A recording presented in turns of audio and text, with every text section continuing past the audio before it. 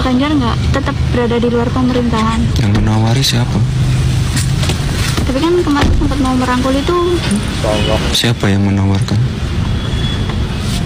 Ya, makasih ya. Terima kasih, makasih. Pak Ganjar nggak mau dirangkul sama 02, Mas? Ya nggak tahu. Nggak mau nggak orangnya? Karena dengan Kalau penawarannya saya nggak tahu. Setahu saya nggak ada penawaran seperti itu. tapi kan nggak Ganjar tolak jadi Menteri Prabowo Gibran. Balik tanya, emang yang nawarin siapa? Jadi, Ganjar Pranowo, calon presiden nomor urut 3 ternyata menolak tawaran untuk jadi menteri di pemerintahan Prabowo Gibran yang terpilih. Waktu Gibran ditanya soal Ganjar tetap stay di luar pemerintahan, Gibran bilang, yang nawarin siapa? Siapa yang nawarin? Nah, Ganjar sempat bilang sebaiknya tawaran jadi menteri ditujukan ke partai-partai yang ada di koalisi Prabowo Gibran aja, biar adil. Nah, soal apakah ini tanda Ganjar nggak mau diajak masuk pemerintahan sama kubunya sendiri? Gibran bilang dia nggak tahu. Yang nggak tahu kalau dia nggak mau ya udah, gitu kata Gibran. Gibran juga nambahin kalau soal penawaran saya nggak tahu, menurut saya nggak ada penawaran yang kayak gitu. Yang menawari siapa? Siapa yang Ya, sebentar teman-teman, saya tanggapi. Pak Ganjar itu menjawab sebuah pertanyaan ketika Aiman Wicaksono menanyakan apabila ditawarkan kabinet gimana respon dari Pak Ganjar. Dia, menurut Pak Ganjar ini ya, dia akan konsisten di luar pemerintahan. Begitu katanya. Nah, terus ketika ada wartawan menanyakan kepada Gibran, jawabnya Gibran seperti itu. Siapa yang nawarin? Songong banget. Itu kan perumpamaan Mas Gibran. Toh belum ada yang nawarin dan Pak Ganjar sudah berkomitmen. Lihat video anak satu ini ya, songong banget ya, gemes saya. Anak sombong seperti itu ya, gitu kok sekelas cawapres ngomong seperti itu. Yang nawarin siapa? Ganjar masuk kabinet. Kalau ditanya sama wartawan, harusnya Gibran yang ngomongnya. Itu hak beliau. Kalau beliau tidak berkenan masuk dalam kabinet kami bila ditawarin oleh tim, gitu harus menjawab, yang punya sopan santun seperti itu. Ya itulah karakter kamu Gibran. Kalau belum waktunya dikarbit untuk jadi cawapres. Saya jadi ingat juga dengan sikapmu waktu debat dengan Pak Mahfud MD. Gini cari-cari jawaban katanya. Itu sombong banget, itu songong kamu itu Gibran. Itulah. Itulah karakter kamu sebenarnya. Meskipun kamu dalam sikap nunduk-nunduk gini, it's nothing. Ya kan? Karakter kamu ya seperti itu, nggak menghargai orang. Ucapanmu itu merendahkan orang lain gitu sebenarnya. Gitu. Dan kamu sangat bangga ya dengan kemenanganmu Gibran. Padahal kamu tuh kalau bukan anak Jokowi, kamu tuh nothing sebenarnya. Nothing. Kamu bisa seperti ini karena Jokowi sebenarnya. Bukan siapa-siapa. Mulai dari wali kota Solo. Itu sebenarnya ya itu atas persetujuan approval Megawati sebenarnya. Privilege karena kamu tuh seorang anaknya Presiden Jokowi sama ipar kamu itu. Yang mak bedunduk jadi wali kota Medan meskipun memang dipilih rakyat. Tapi kan kalian berdua bisa maju karena PDIP. Karena Ibu Megawati, karena kamu anaknya Presiden Jokowi itu saja. Itulah. Sombong banget itulah. Ya. Ya kan? Makanya lagi Gibran, kamu tuh jadi cawapres sudah penuh dengan riak gitu istilahnya. Dari mulai proses MK, pendaftaran KPU, semua institusi itu kena etik semua, kena norma dan etik. Gitu. Apa yang kamu banggakan Gibran? Saya lebih bangga waktu kamu jadi penjual martabak. Itu menunjukkan kamu tuh mandiri, tidak memanfaatkan bapakmu, jabatan bapakmu sebagai seorang presiden. Aku lebih respect terus terang, lebih respect dengan itu. Gitu loh. Sekarang sombong banget ngomongnya. Ya Gibran, kami itu nothing kalau bukan anaknya Jokowi. Itu saja ya. Ya kan? Dari semua capres dan cawapres, itu mereka tuh penuh dengan perjuangan. Berpuluh-puluh tahun dulu berjuang. Ya kan? Cari pengalaman, cari track record yang bagus, yang mumpuni, agar bisa memimpin sebuah negara sebesar Indonesia. Kamu kan hanya wali kota, 2 tahun lagi. Ya. Kalau kamu saya bilang kamu sekelas supir angkot dengan 6 penumpang doang. Kamu dipaksakan jadi super bus. Jadi sopir 45 penumpang. Seluruh bangsa Indonesia. Itulah. Sebenarnya kamu itu nggak layak Gibran. Hanya karena kamu anaknya Jokowi, kamu bisa sampai seperti sekarang ini. Gitu loh. Introspeksi dan lihat diri gitu loh. Ya. Perbaikin terutama dengan kata-katamu. Gitu loh. Ya, itu saja. Assalamualaikum warahmatullahi wabarakatuh. Waalaikumsalam warahmatullahi Prabowo Gibran. wabarakatuh. Dibilang, tidak, saya tidak mau. Dijawab sama Gibran apa? Bu, Lita tidak Gading. usah mengelem atau memuji-muji seseorang sampai sundul langit, no, tidak usah Bu. Nah, sekarang ibu ngelem-ngelem neng Gibran, nggak usah lah Bu ngelem-ngelem sampai sundul langit, no, nggak usah, santai wae. Nah, nanti dilihat kinerjanya itu bagaimana gitu loh. Oh, wong Pak Ganjar Pranowo itu ditanya, Nah, ini benar. nanti mau nggak masuk dalam kabinet Prabowo Gibran? Semisal kalau Ganjar Pranowo menjawab tidak mau. Habis itu terus orang adanya nanya lagi nih Gibran. Gibran nyaur gini, siapa yang nawarin? Walah pupu. Wong cuman bertanya, yang sing nanya ya orang, ya wajar lah jawab seperti itu. Nggak usah ibu ngelem-ngelem sampai sundul langit, mengeluh-ngeluhkan Gibran sampai setinggi langit tuh nggak usah Bu. Kita lihat saja nanti kinerjanya bagaimana, gitu aja Bu. Ibu lek ngelem santai wae. Saya tuh enggak tahu ada video Hercules. Saya belum lihat lah. Barusan saya melihat seorang kakak yang cantik ini bikin konten. Video fullnya si Hercules ini saya enggak tahu. Saya membaca captionnya ya. Hercules peringatkan Ganjar dan Anies soal Pilpres ke MK.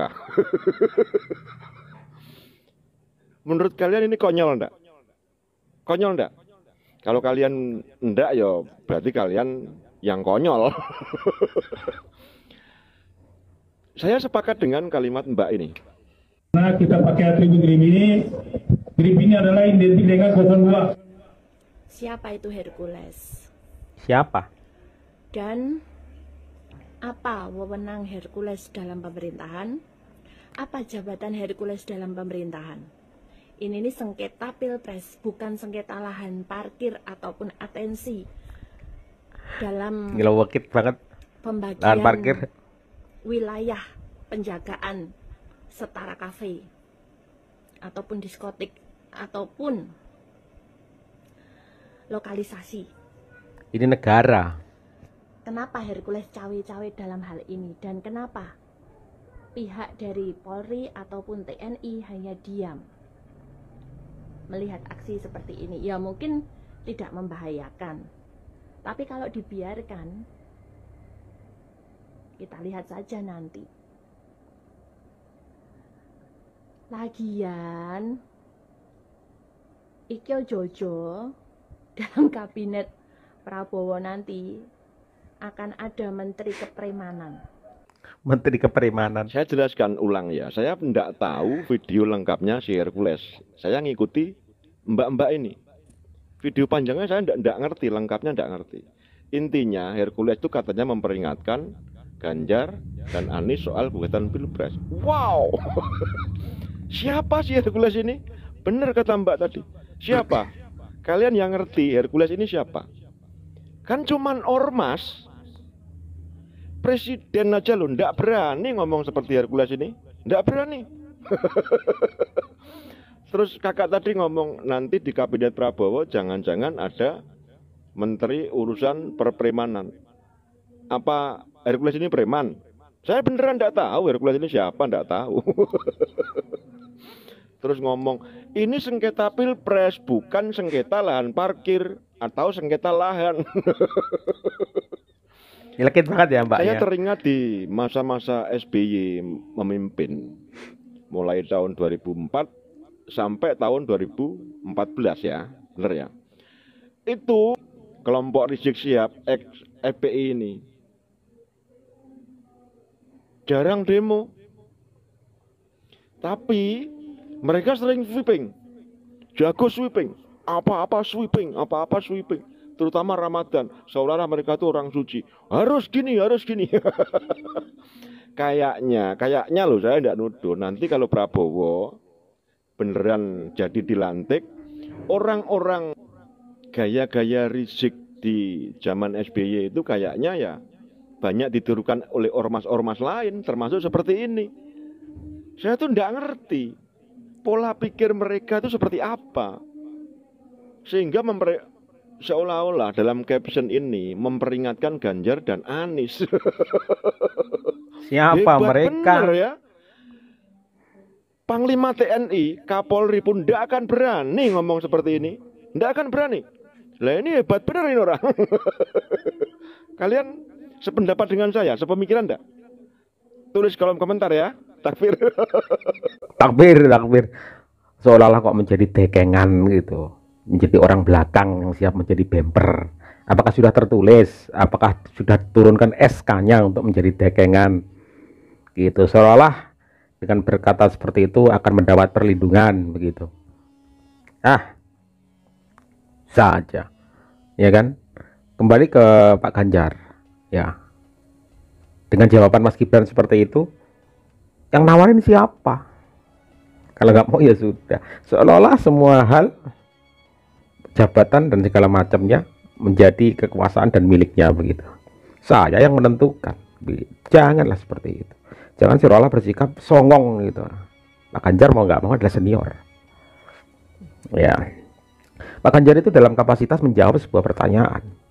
Sekali lagi saya ungkapkan bahwa ketika Pak Ganjar ditanyakan soal jabatan kabinet ketika Pak Prabowo menjadi presiden oleh Aiman Wicaksono, Pak Ganjar mengatakan bahwa akan berada di luar pemerintahan. Enggak gitu ya, tawarkan pada orang-orang yang tentunya membantu Pak Prabowo lah, intinya seperti itu.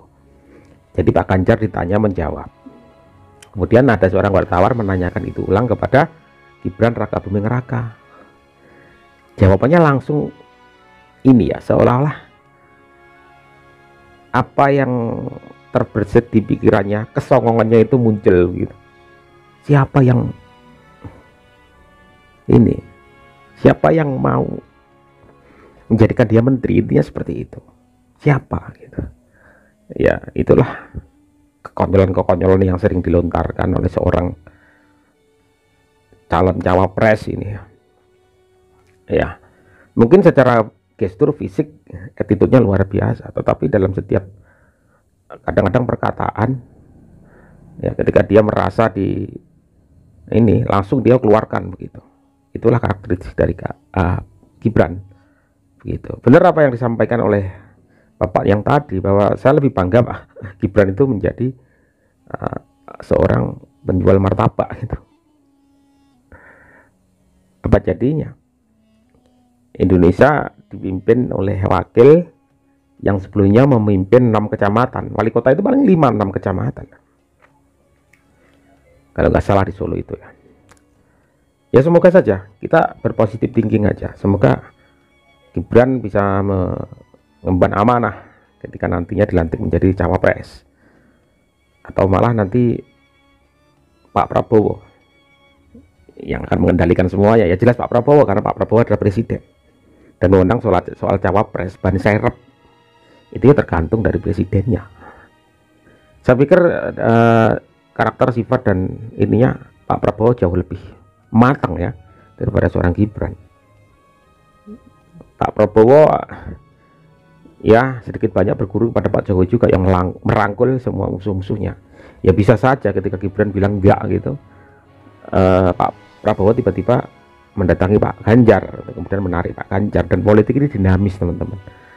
Ketika Pak Ganjar bilang enggak, nantinya tiba-tiba menjadi menteri, ya bisa saja terjadi, karena tergantung kebutuhan. Dan juga mungkin saja Pak Ganjar berpikir ini soal negara, membantu negara, kemajuan negara, itu bisa saja terjadi.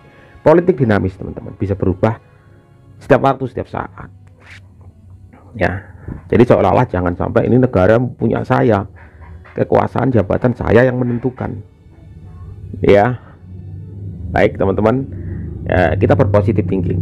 Kita lihat bagaimana sepak terjang dari Gibran ini ke depan seperti apa. Selalu berpositif thinking aja ya.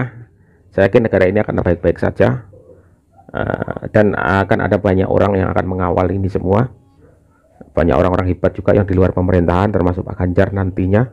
Dan PDI Perjuangan juga konsisten, sudah lama juga PDI Perjuangan berada di luar pemerintahan itu juga lama, pengalaman sudah banyak ya.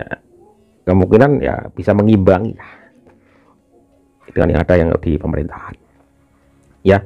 Sekarang masih banyak ini gugatan-gugatan masih berjalan ya, gugatan di MK ini berjalan.